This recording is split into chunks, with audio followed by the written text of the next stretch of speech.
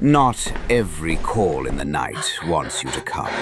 Some calls are just checking to see if you're still afraid. The SS Delphina was once a British naval jewel, a luxury cruise ship, later turned ambulance vessel during World War II. After the war, she was permanently moored in Liverpool, refitted as a floating hotel of faded glamour. But some say not all the passengers ever left the ship. Emma, 29, a freelance travel writer with a taste for the strange. She accepted a free stay aboard the SS Delphina, a rusting floating hotel docked in Liverpool. Her goal, to write a story called Sleepless Nights at Sea. But on her very first night, she heard a voice, a child's voice, singing through the ship's old speaker system, the one that had been disconnected for years. Notes in her journal. Lullaby. Little girl's voice, repeated 3 times. 3:33. Through a conversation with the old cook, Harold, Emma discovered Gate 9, which led to the basement, had been locked permanently since 1957. The reason? An accident during the ship's evacuation of children during the war. 12 children went missing. They were never found. Emma, curious, decided to break the rule. On the 3rd night, at exactly 3:30 a.m., she unlocked Gate 9. Cold air rushed out, like a breath drawn into her lungs. The stairs creaked. Her flashlight flickered. A figure appeared in the frosted mirror. A nurse, eyeless, face pale, dried blood around her collar. The nurse turned. "It's your turn. I've kept the kids too long." Emma ran, panicked, but the door slammed shut behind her. Silence. Then, a light, shining directly into her eyes. From a camera. She looked up. There she was, sitting in the chair, on the security monitor mounted to the wall. But the image didn't move, not even when she turned her head. Stay, Harold told the new guest. "That's strange. Someone named Emma booked a room yesterday, but no one saw her leave the ship. We gave her..." I was digitizing old radio tapes as usual, until one reel recorded the day of my death.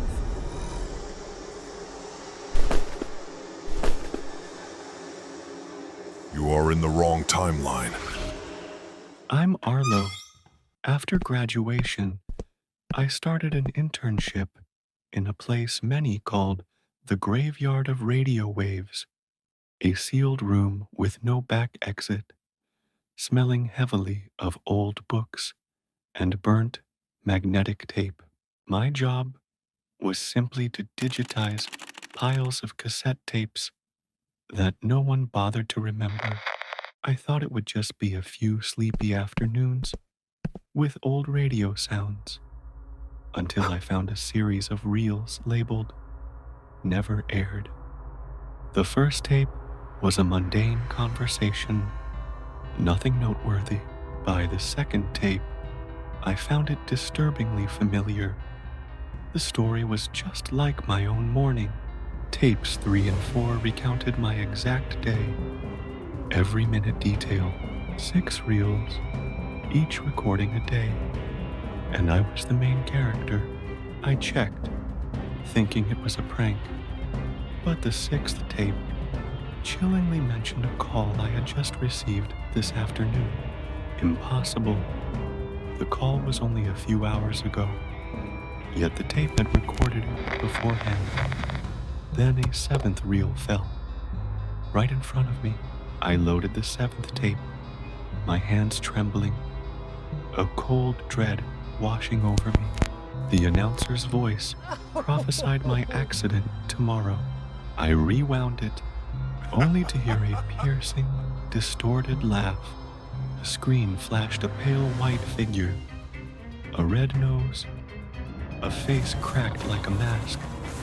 I turned, but no one was there. Yet I felt a presence. Something had just been standing there. I ripped the plug out, but the tape kept playing. The horror unfolded before my very eyes. If you hear this, then it's already too late for you. A hoarse voice suddenly rasped.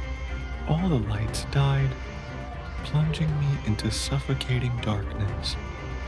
But the tape's chilling sound continued to echo. A single red spot hovered in the middle of the room. It was an eye. Arlo. The haunting call echoed from all four directions, along with terrifying, guttural laughter. I spun around and saw him. A white-faced clown, empty black eyes, a terrifyingly wide, endless smile. He stood utterly still, that grin revealing gleaming white teeth. He took a step forward, each movement deliberate, straight towards me. I woke up on the floor, alone, the tape's sound gone, but the machine was still running. The screen displayed the words, "7th recording completed."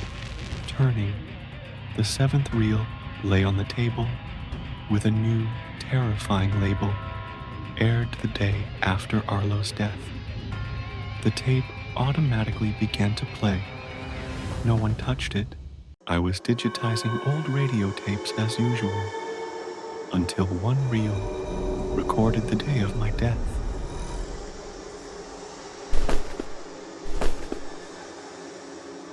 You are in the wrong timeline. I'm Arlo.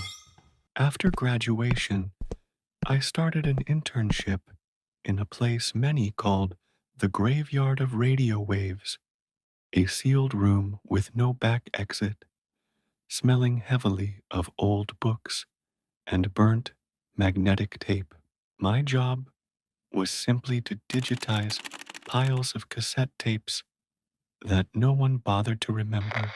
I thought it would just be a few sleepy afternoons with old radio sounds, until I found a series of reels labeled Never Aired.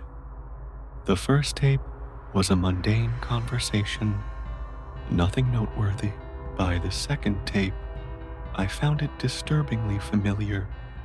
The story was just like my own morning. Tapes 3 and 4 recounted my exact day, every minute detail, 6 reels, each recording a day, and I was the main character. I checked, thinking it was a prank, but the 6th tape chillingly mentioned a call I had just received this afternoon. Impossible.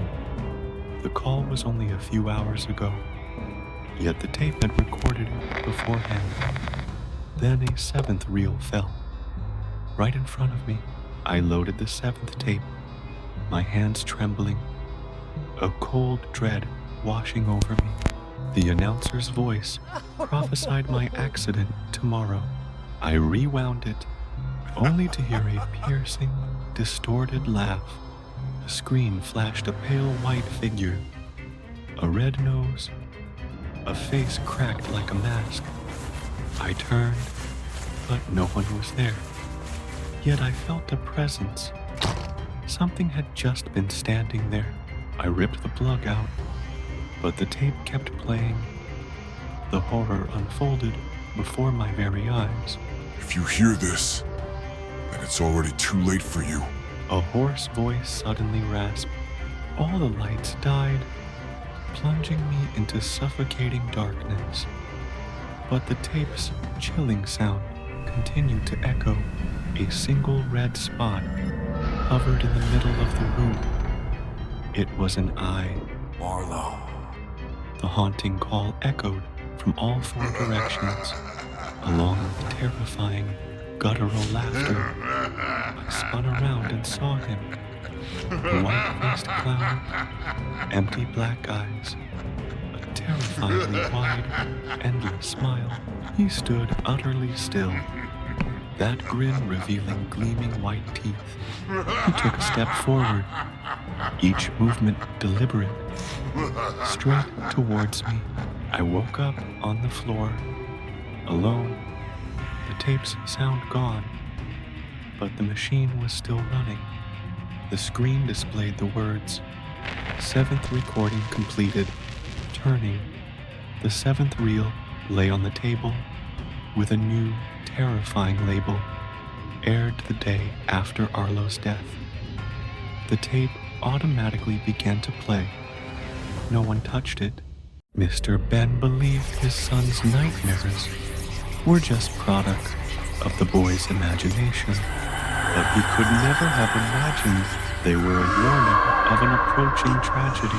I was a final year education student, tutoring a 7-year-old boy named Tommy. Tommy's father, Mr. Ben, was a kind and cheerful man with a special hobby of collecting antiques. Everything began when Ben brought home an old wooden bed he had bought from a flea market. Because the house was small, he decided to replace Tommy's old bed with the antique one. A few days later, Tommy began talking about recurring nightmares every night. In his dream, there was an old woman with wrinkled skin, wearing a black dress, standing at the foot of the bed.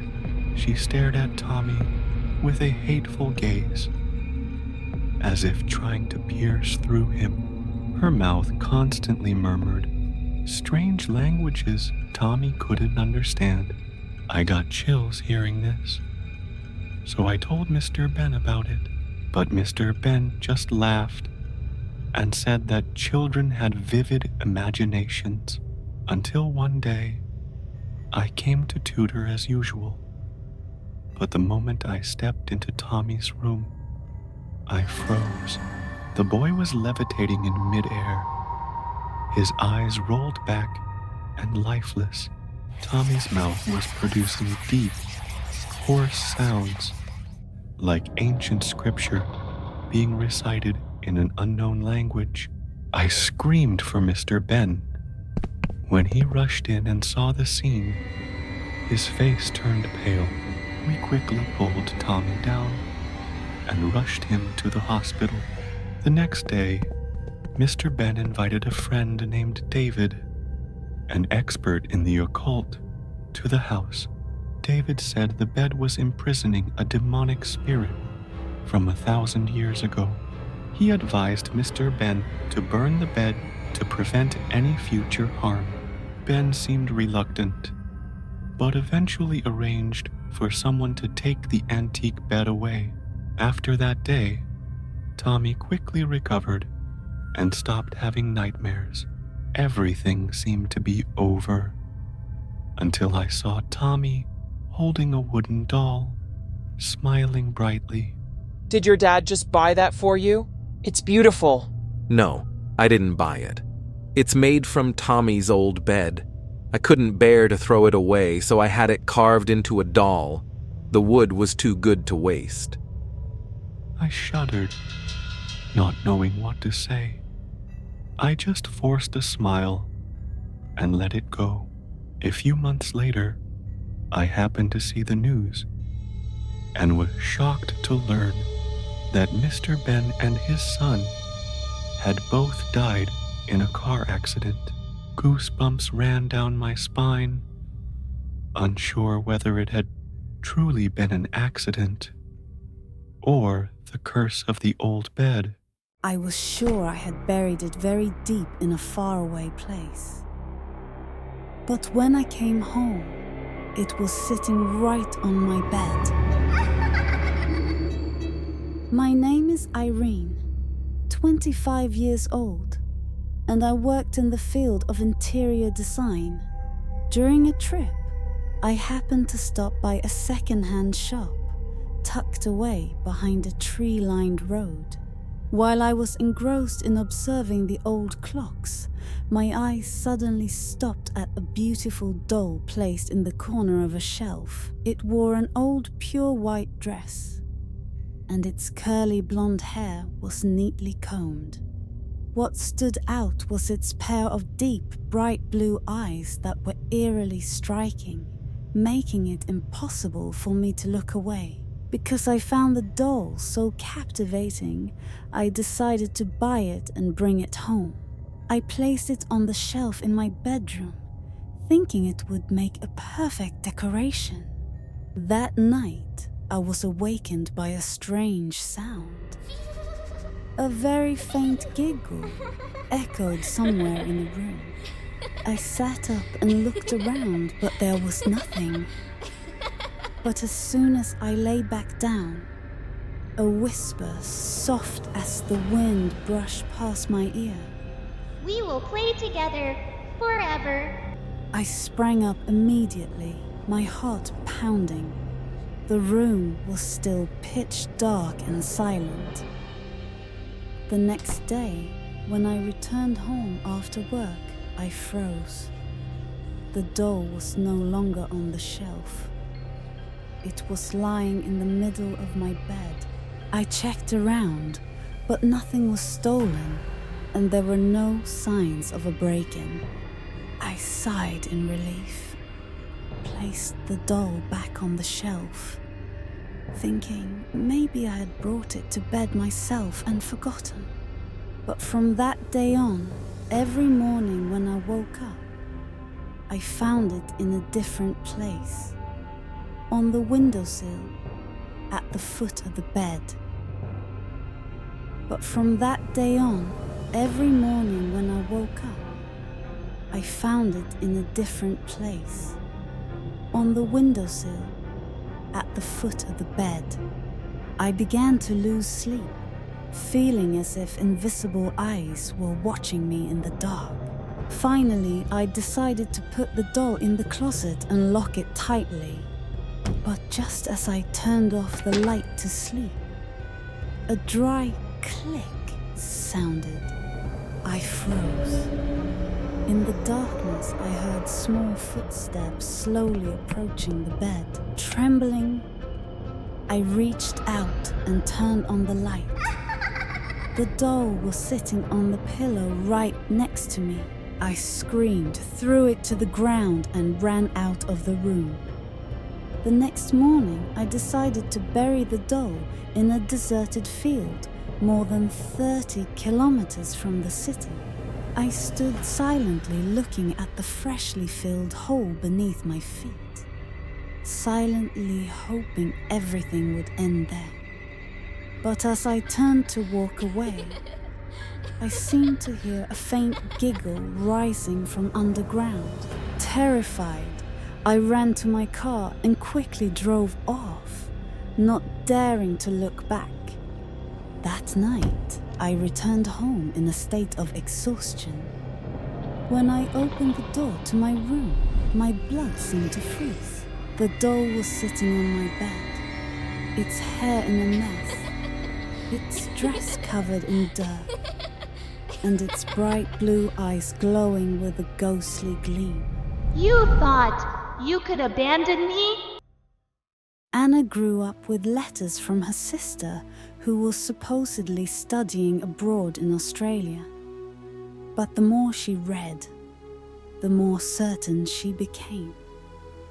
Layla never left that house. Mrs. L's family has 2 daughters, Anna and Layla. Anna is beautiful, intelligent, and is always pampered by her mother. Layla, the younger sister, is not as beautiful and intelligent, but loves her sister very much. Their mother is a domineering, perfectionist person, always wanting everything to be perfect according to her wishes. One day, her mother told Layla that she would go to Australia to study to improve her future. On the day of parting, the 2 sisters hugged each other tightly, promising to keep in touch through letters. Years passed, and Anna received letters from Layla. The latest letter said that she would no longer be able to write to Layla, and that she did not want to return home after finishing school. In her dream, Anna saw Layla appear, but her sister's face was distorted and unclear.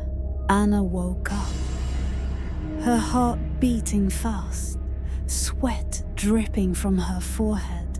Anna felt uneasy. She immediately compared Layla's letter to the old notebook Layla had written and realized the handwriting was different. Anna saw a letter, handwriting identical to Layla's. The words appeared by themselves. Mommy took me to the backyard. I'm cold. Her hands froze. Anna stuffed the letter into her pocket and walked barefoot to the back of the house. She shook her flashlight. A musty smell rose. She dug. A decomposing body was revealed. On her arm, a rusty silver bracelet engraved with Layla. Anna fell to her knees, her eyes red, screaming silently. She opened her mother's door and pulled out the letter and the silver bracelet. You killed Layla, didn't you? I know everything! Why did you do this to her? Mom was stunned for a few seconds, her eyes blinking continuously. He doesn't deserve to live. He's a mistake. You're my everything. A cold wind swept by. She touched the silver bracelet. The lamp exploded, the fire flared, the room was ablaze. Anna stepped back. In the midst of the fire, Layla appeared, sad, standing in front of her mother. She was silent. She crawled to the door. Invisible hands pulled it back. A scream tore through the room. Mother died. Anna moved, but the old wound had not healed. That night, she woke up from an unfinished dream. The sound of small footsteps echoed. Looked up. Layla leaned her head on her shoulder, smiling as if she had never left.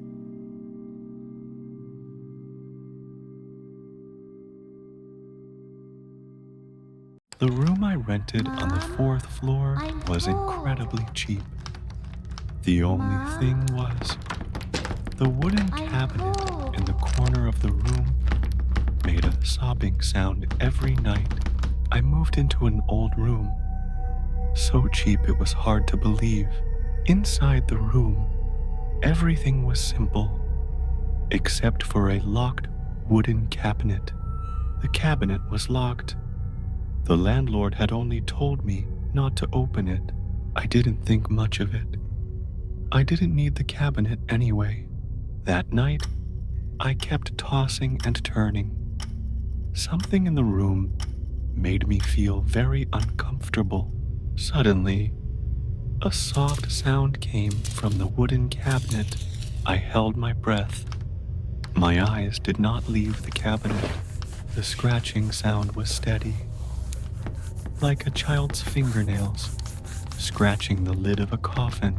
I clearly felt someone's eyes looking at me from inside the wooden cabinet. I thought I was seeing things, but the cabinet shook slightly. I did not want to open my eyes, but the crying sound got closer every night. For the first time, I heard a woman's voice whisper, My child. I couldn't stand that cry anymore. One night, I decided to break the locker. Behind the dust cloth, I saw a different colored wall, covered with a rotten wooden board. My hands trembled as I hit the board. Inside was a small, curled figure with messy hair Where's my and a torn face. I turned around. The ghost of the woman appeared and hugged her child. Memories came back. The little girl was still alive, sitting on the floor drawing. The stepfather flew into a rage, grabbed her hair, and slammed her head against the wall. He only stopped when she stopped moving, blood spilling onto the floor and walls. Then he drilled a hole in the wall behind the wardrobe, hid the body, and pulled the wardrobe to cover it.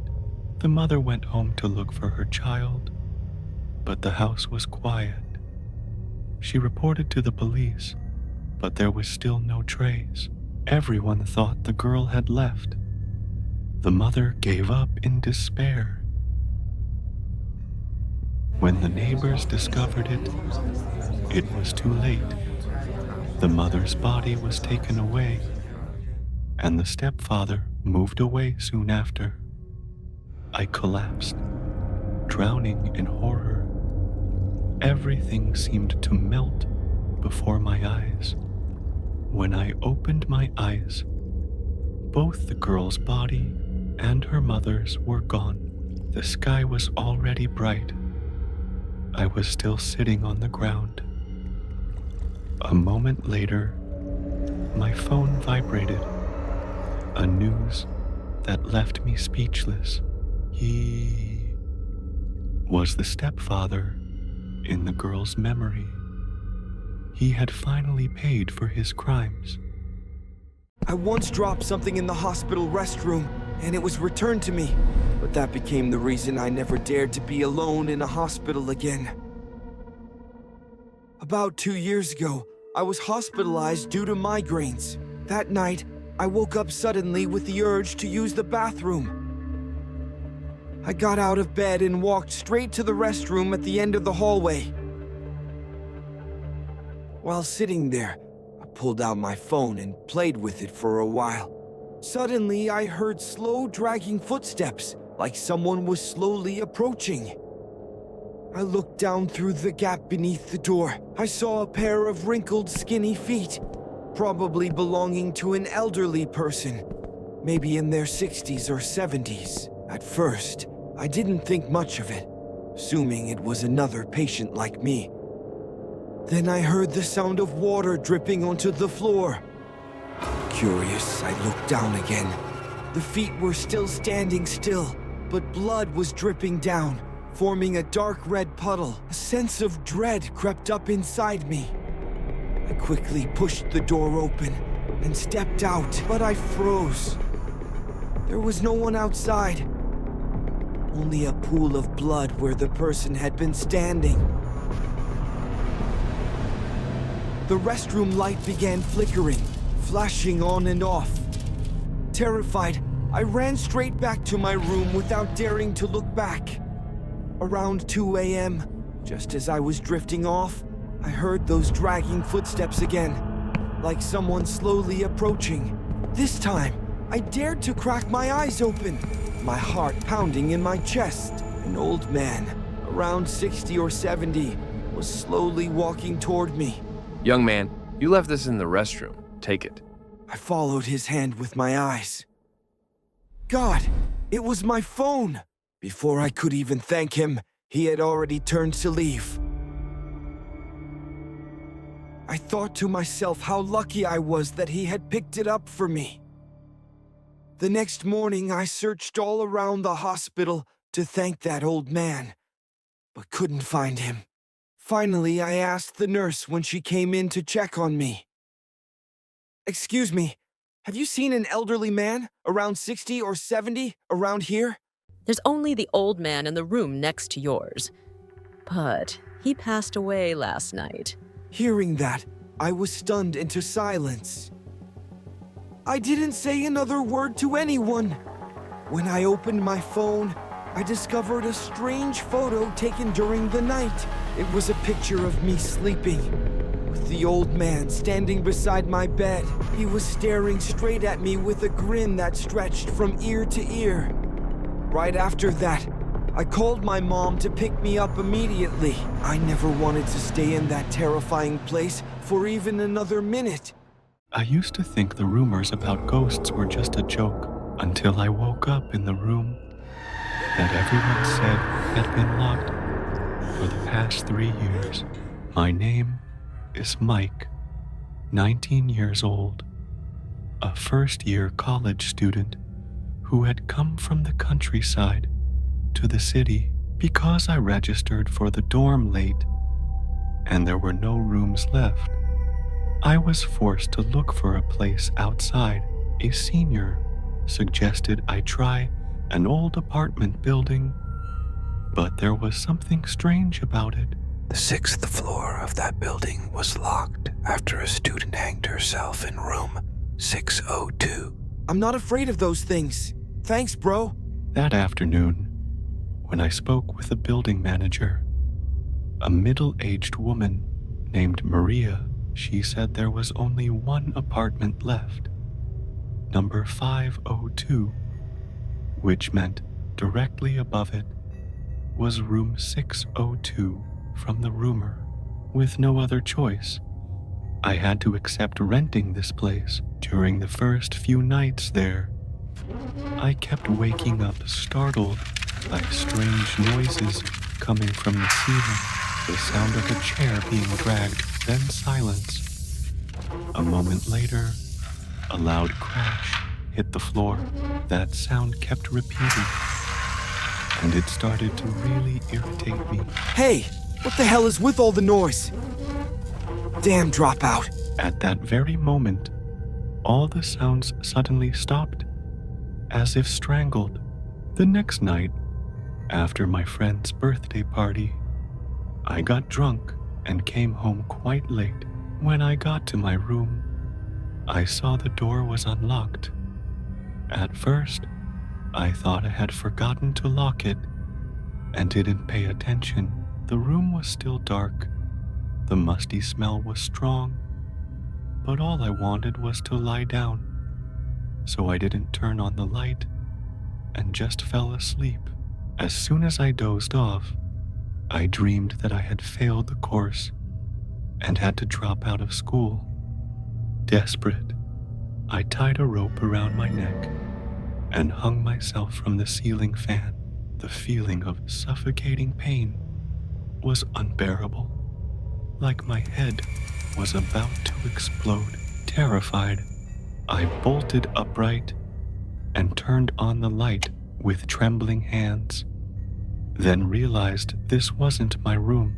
The room was covered in dust, cobwebs everywhere, and a putrid smell filled the air. I looked up at the ceiling fan, which was twisted as if someone had once hanged themselves there.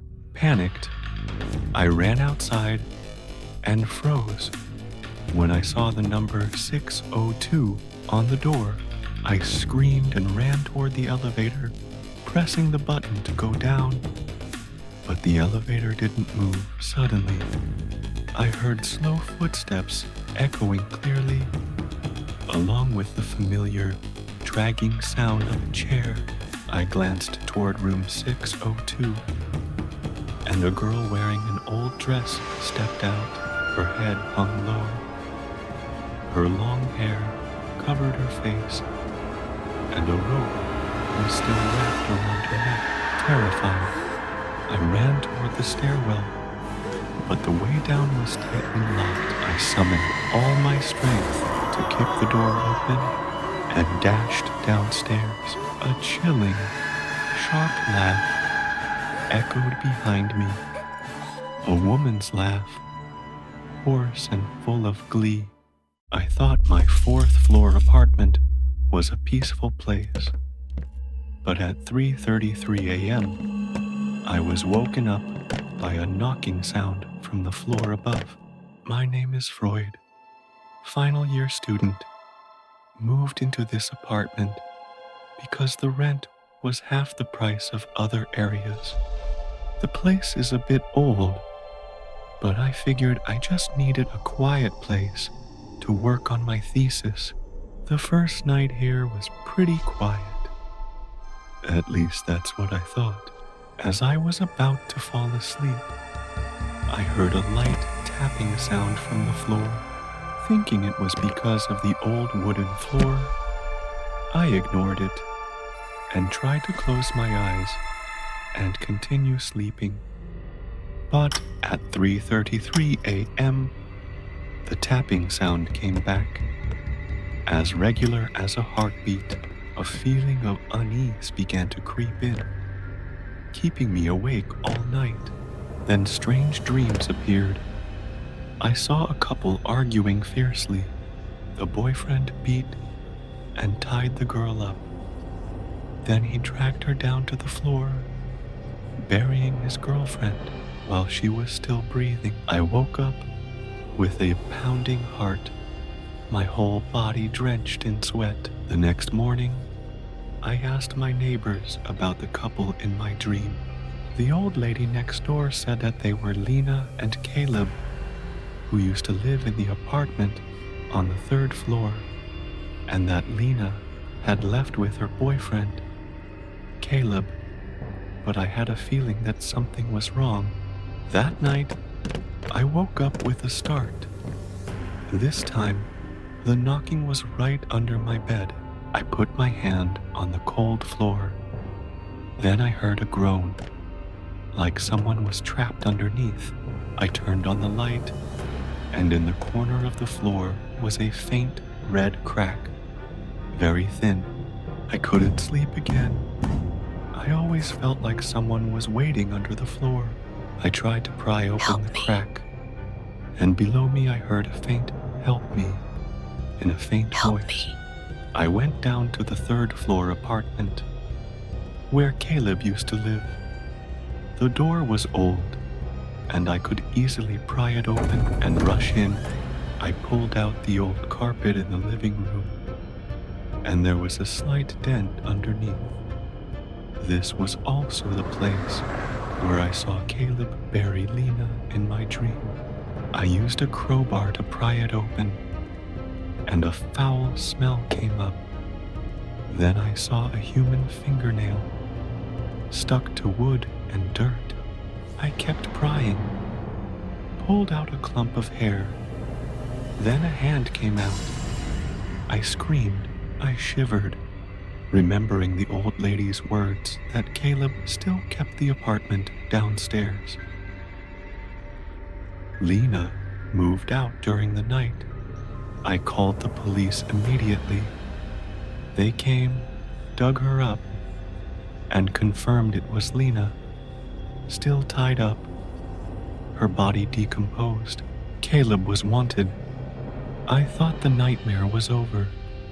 I moved to another apartment after that, but no, that night, I still dreamed of her every night at exactly 3:33 a.m. The knocking still sounded, only now it was right next to my bed. I used to enjoy standing out on the balcony until that night.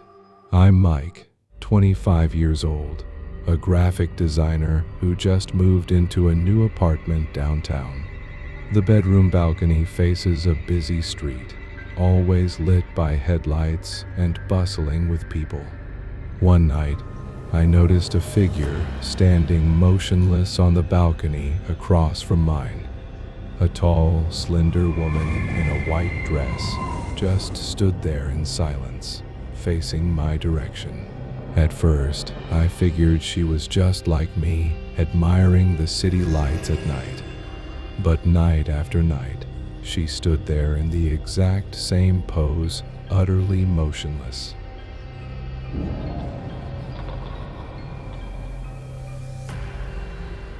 I tried to ignore it, kept the curtains shut tight, and stopped looking outside. I couldn't sleep all night, so I placed my phone near the balcony glass door to record a video. The next morning, I almost dropped my phone when I watched the footage. A deathly pale face was pressed right up against the screen. That made me unable to tell whether she was standing on the balcony or right inside my room. That night, like always, I glanced outside and saw the apartment across was completely dark. I sighed in relief, thinking the shadow was finally gone for good. But just as I was about to close the curtain, the reflection of a girl appeared on the glass, standing right outside the balcony. Her face was deathly pale, blood streaming down her forehead and soaking her white dress. Out of nowhere, she lunged at the glass, clawing it like an animal desperate to get in.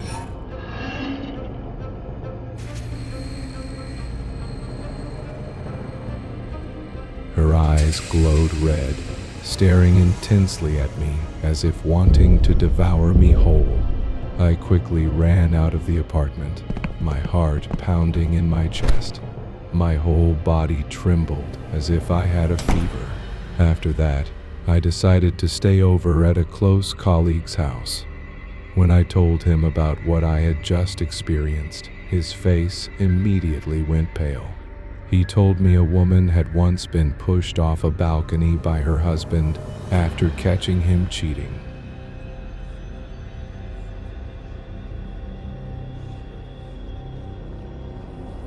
The next day, I replaced all the balcony glass with frosted panels, so I couldn't see outside anymore.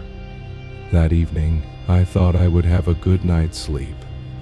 But around midnight, I suddenly woke up after hearing a knock on the glass door, and then I saw her standing there, right inside my room. Maybe held her breath, peering through a crack in the wall.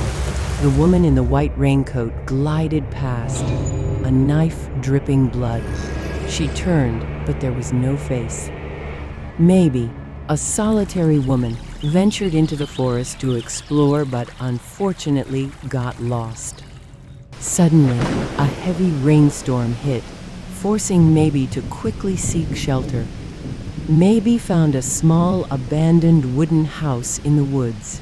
She entered it temporarily to escape the rain.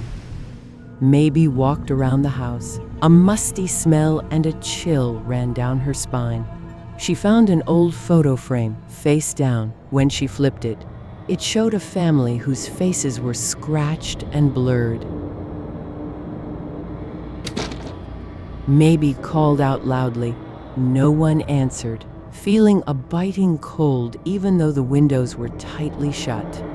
Behind her, children's laughter echoed, but the surroundings remained empty.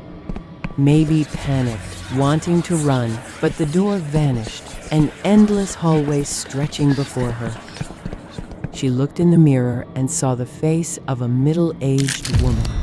The shadow of the woman in the white raincoat lunged, pulling her into the darkness. Maybe opened her eyes to find herself as a child, hugging a teddy bear, trembling. The door opened, and the woman stepped out with rusty scissors. The child screamed, then was stabbed. Maybe opened her eyes again, this time as a bewildered middle-aged man. The woman pushed him down into a blood-filled bathtub. Bubbles rose like sobs. About to suffocate, Maybe opened her eyes, this time as herself. The woman was still the killer, her white raincoat now stained with red blood. Maybe struggled to run, but the floor contracted, pulling her closer to the killer. The blade slashed across the killer's face, blood splattering. Maybe collapsed. The light faded, leaving only maniacal laughter.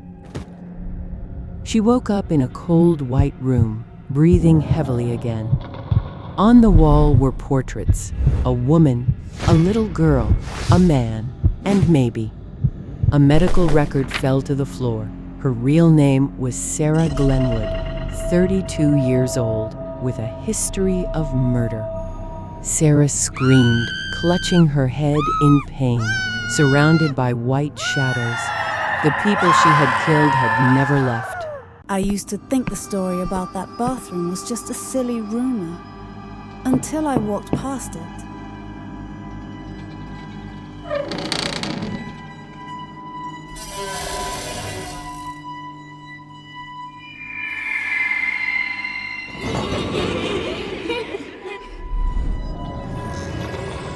I'm Hana, a 12th grade student who had just transferred to a high school on the outskirts of the city.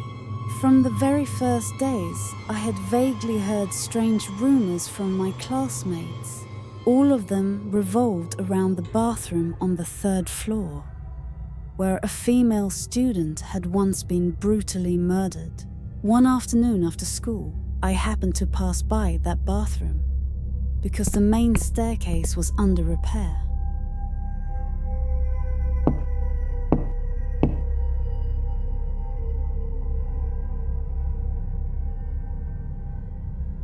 I stood still for a few seconds.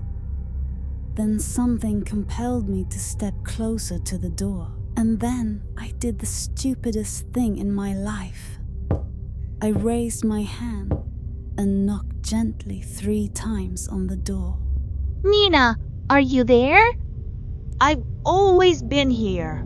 Immediately after, the bathroom door slowly creaked open, but inside was nothing but an empty, eerily cold store.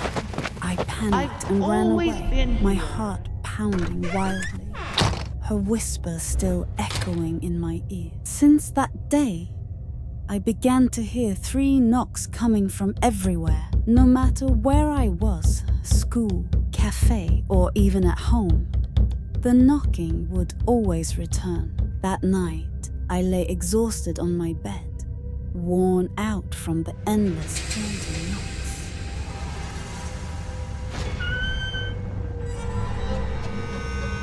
I trembled as I walked toward the bathroom door, my heart thumping like it was about to burst.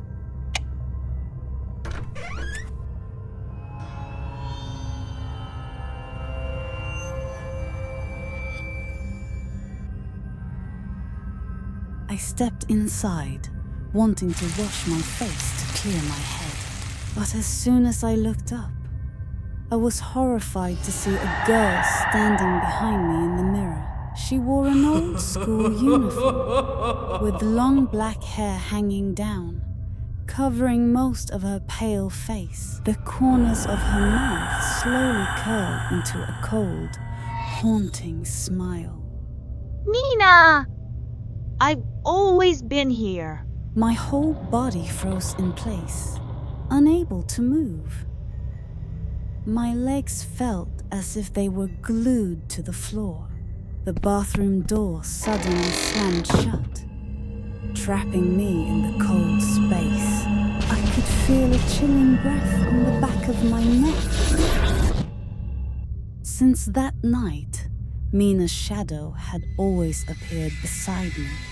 Even though I tried to act normal, I could never erase her presence. Emily stroked the red ribbon around her neck each time she looked. It seemed to tighten, her skin bruised purple. Emily Carter, the quiet student at the back of the class, always wore a red ribbon and was often teased. During class, she would just silently gaze out the window, as if watching something invisible. Her room was clean, no traces of childhood. On the table, needles, red thread, a locked wooden box. Before the mirror, Emily loosened the ribbon, then tied it tightly again, as if afraid it would come undone. The next day, Jessica, Mark, and Rachel whispered behind Emily's back, giggling as they plotted. Mark tried to snatch the ribbon from her neck, but as soon as he touched it, he recoiled as if terrified. Emily still didn't lift her head, just mumbled something under her breath. The next day, Mark came to class with dark circles under his eyes, recounting a dream of Emily standing at his bedside, her head nearly falling from her neck. That night, Emily sat upright, opening the wooden box on her lap. Inside were segments of red ribbon, each with a name written on it. Mark was absent. The teacher said it was family business. A news alert on Rachel's phone. Mark dead, throat cut, red ribbon wrapped around it. No signs of forced entry. In the darkness, Emily lit a candle, holding the ribbon with Jessica's name on it, and smiled.